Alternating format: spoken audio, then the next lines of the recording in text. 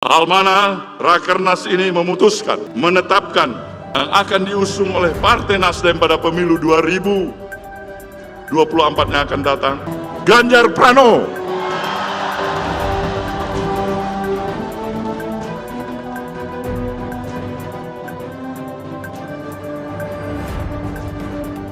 Kita saling menghormati saja.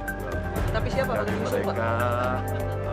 mereka membuat sebuah keputusan politik kita menghormati dan PDI Perjuangan sendiri dan saya adalah PDI Perjuangan akan partai sama-sama kita kita semua berpikir kalau mau bangun bangsa bareng-bareng institusi partai politik kan memang sumber, jadi kita saling hormati.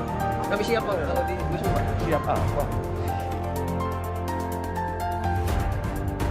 Tensi politik semakin memanas usai sejumlah nama mulai muncul dicalonkan sebagai presiden di pemilu 2024 mendatang.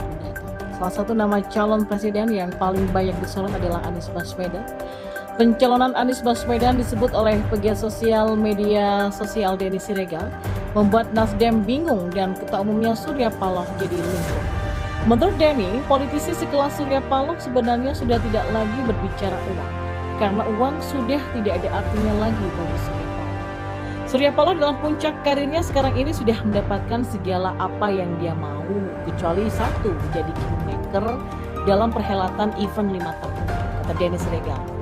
Nah, untuk orang seperti Surya Paloh sudah bukan lagi sesuatu yang punya niat buat dia, karena dia sudah punya semuanya. Ada nilai yang lebih tinggi dari sekedar uang, yaitu kekuasaan, kebanggaan, dan pencapaian dalam kesempurnaan, ujar Denny lagi. Nah, kesuksesan PDIP mengusung Presiden Jokowi dan menguasai parlemen membuat Surya Paloh iri. Nah, ingin membesarkan partainya sebesar PDIP sebuah ambisi besar dari Surya Paloh, ujar Denny lagi. Sebelumnya, usaha Surya Paloh untuk mengajak Ganjar menjadi capres dari Nasdem namun ditolak. Surya Paloh itu sudah mencoba menyalip di tikungan dengan terus-menerus mengajak Ganjar sebagai capres dari Nasdem, tapi Ganjar menolak.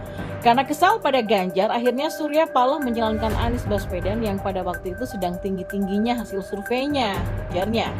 Anies Baswedan adalah jalan untuk Surya Paloh menuju eksistensi ambisinya untuk menjadi kingmaker dalam pemilihan presiden, sehingga bisa sejajar dengan PDIP karena mereka sama-sama punya calon presiden.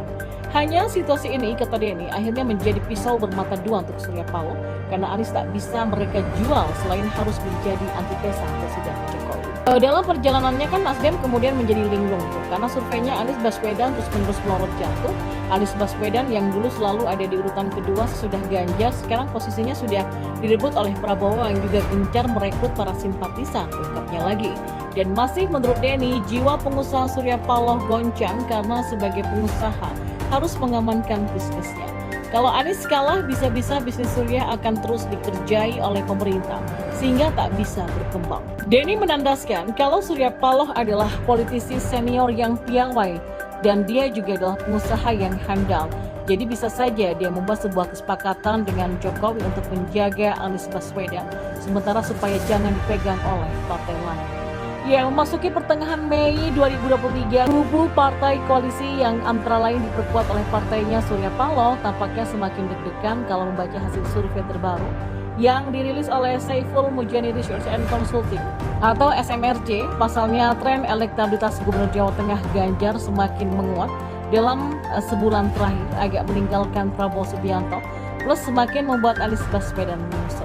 Pada survei ini dilakukan pada periode 30 April sampai 7 Mei 2023 dengan simulasi pilihan tertutup terhadap 3 nama yang paling populer itu. Ganjar mendapatkan dukungan terbanyak sebesar 39,2%, disusul oleh Prabowo Subianto sebanyak 32,1%. Dan posisi paling buncit tentu saja diperoleh Anies Baswedan yaitu 19,7%. Jika tidak ada kejadian luar biasa, maka tampaknya peluang Anies untuk merangsek ke dua besar untuk menggeser Prabowo agar terlihat semakin sulit, malah bukan tidak mungkin. Jika nama di luar ketiga orang itu mendadak mengalami keajaiban pada 1-2 bulan nanti, popularitas Anies yang tergerus akan membuatnya tergeser. Jarak sekitar 12% antara Anies dan Prabowo itu lumayan jauh.